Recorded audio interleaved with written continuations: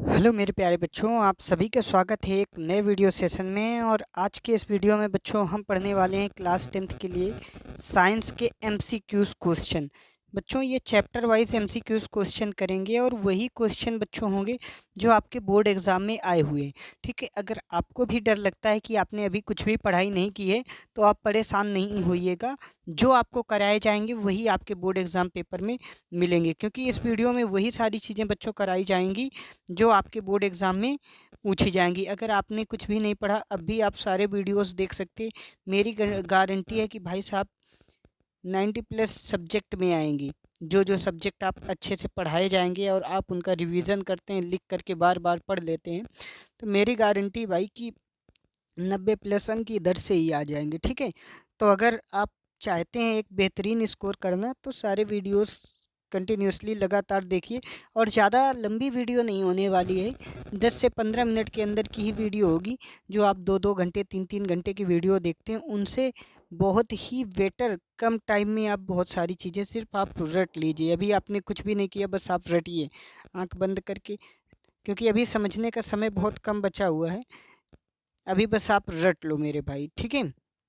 तो एमसीक्यूज़ हम पढ़ने वाले हैं। पहला जो क्वेश्चन है आपका आपके स्क्रीन पे है।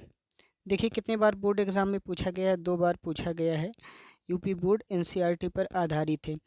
Fe2O3 प्लस 2L अवक्रिया कराया गया है जिससे बना है Al2O3 प्लस 2Fe। अब आपको बताना है बच्चों, ऊपर दी गई अवक्रिया किस प्रकार की है। संयोजन अवक्रिया है, द्विविस्थापन है, वियोजन अवक्रिया है या विस्थापन अवक्रिया है। तो बच्चों कौन सी अवक्रिया है? विस्थापन अवक्रिया है। आप एकदम याद कर लीजिएगा, ठीक है। कौन सी अवक्रिया थी बच्चों? विस्थापन अवक्रिया, ठीक है। अगला क्वेश्चन देखिए बेटा, अगला जो क्वेश्चन आपके स्क्रीन पे है देखिए। अवक्रिया जिसमें आयनों के विनिमय अदली अदला बदली से नए यौगिक बनते हैं कहलाती है, वो अवक्रिया कौन सी कहलाती है? प्रतिस्थापन अवक्रिया, द्विविस्थापन अवक्रिया, योगात्मक अवक्रिया या वियोजन अवक्रिया। तो अदला बदली हो रही है तो दो दो लोगों में अदला बदली होगी बच्चों, तो द्विविस्थापन अवक्रिया। आप याद रख लीजिएगा, ठीक है जी। ये भी बोर्ड एग्जाम में आपके पूछा गया क्वेश्चन है, ठीक है बच्चों। अब अगले प्रश्न पर बढ़ते हैं। देखिए अगला प्रश्न क्या है बच्चों, ये भी आपके बोर्ड एग्जाम में पूछा गया है, देखते हैं।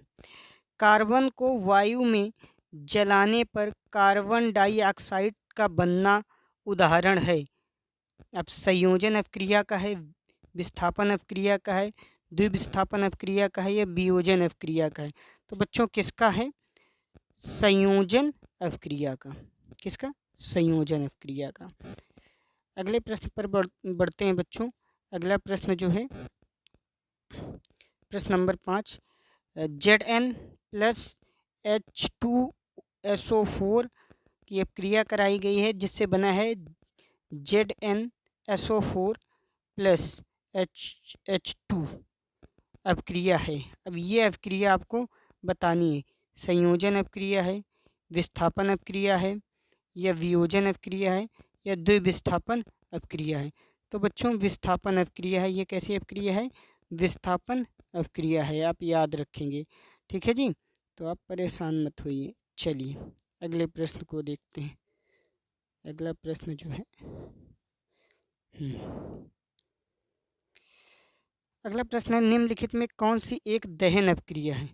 तो बच्चों दहन अवक्रिया को आपको पढ़ना है, आप बताइए इसमें से कौन होगी। तो जहाँ पर आप देख सकते हैं CH4 प्लस O2 की अवक्रिया कराई कर बनाया गया है CO2 प्लस 2H2O प्लस ऊष्मा एवं प्रकाश। तो ऑप्शन सी आपका करेक्ट आंसर हो जाएगा भाई, ठीक है।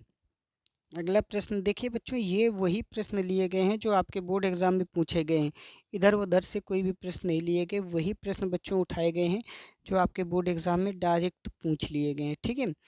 तो जैसे लिखा हुआ है BaCl2 प्लस Na2SO4 की अपक्रिया कराकर बनाया गया है BaSO4 प्लस 2NaCl। रासायनिक अपक्रिया किस प्रकार की अपक्रिया है ये आपको बता देना है। तो आपका भैया कैसी अपक्रिया है? द्विविस्थापन अपक्रिया। Option c is the correct answer dear. ठीक है, अगले प्रश्न पर चलते हैं बच्चों। मोस्ट इम्पॉर्टेंट प्रश्न है, 2022 में आया था और इस बार भी 22 के क्वेश्चन ज़्यादा रिपीट होंगे। Fe2O3 प्लस 2Al की अपक्रिया जब कराने पर बनता है Al2O3 प्लस 2Fe। ठीक है, यह अपक्रिया किस प्रकार की अपक्रिया है? तो ये बच्चों विस्थापन अपक्रिया है। ठीक है, बस इन्हीं को आपको मेरे भाई याद करना है। मेरी गारंटी सेम टू सेम मिलेगा, same to same, same to same मिल जाएगा। यहीं से पेपर छपेगा, चाहे देख लेना आप। ठीक है, अगला क्वेश्चन है बच्चों, रासायनिक समीकरण BaCl2 जली प्लस H2SO4 जली 2022 में पूछा गया है यूपी बोर्ड एग्ज़ाम में। तो भैया पूछा गया है इसको, अगली अपक्रिया बनाकर बना दिया है SO4 BaSO4 ठोस प्लस 2HCl जली। ये कैसी अपक्रिया है ये आपको बताना है। तो कैसी अपक्रिया है बच्चों बता दें, आप लोगों को बताना है। अवक्षेपण अपक्रिया है। कैसी है? अवक्षेपण अपक्रिया। ठीक है बच्चों, अगले क्वेश्चन पर बात करते हैं।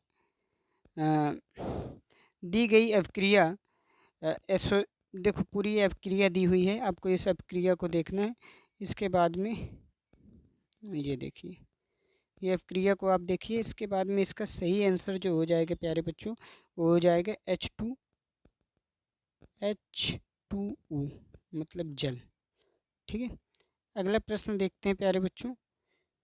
अगला प्रश्न जो है, यहाँ पर ढेर सारे ऑप्शन हैं और आपको ऑप्शन कंफ्यूज कर सकते हैं। तो देखिए, निम्नलिखित अपक्रियाओं में ऊष्माशोषी अपक्रियाएं हैं। तो ऊष्माशोषी अपक्रियाएं कौन सी हैं बच्चों? तो इसको समझो आप। इसमें जो है शुष्क बर्फ का ऊर्ध्वापन, ठीक है, दूसरा है जल का वाष्प में परिवर्तन। ठीक, ये दोनों मिला करके जिस ऑप्शन में होगा वही ऑप्शन सही हो जाएगा, मतलब ऑप्शन डी। ठीक है बच्चों, अगले प्रश्न पर बढ़ते हैं। अगला प्रश्न है बच्चों, 2018 में पूछा गया है। रासायनिक अपक्रिया, ये है आपकी अपक्रिया जो भी है आप देख लीजिए। ठीक है, ये है आपकी रासायनिक अपक्रिया, इसको देखेंगे।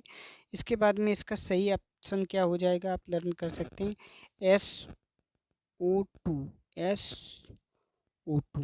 ठीक है बच्चों, अगला क्वेश्चन NCERT का इस बार के लिए इम्पोर्टेंट रहने वाला है।